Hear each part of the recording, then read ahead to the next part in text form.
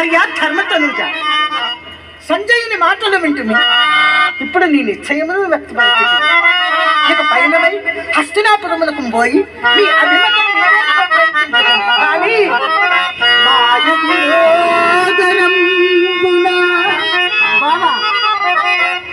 మాయగిరోదరంబునా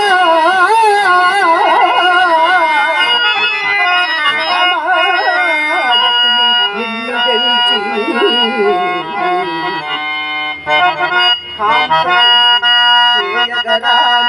అంత పలికే అరణ్యములోని కంపియలు హాయిగనుండలేక కలులై పలు జగ్గులు కన్నుకున్న కాయలు చట్టులు చట్టులు దయగా జగ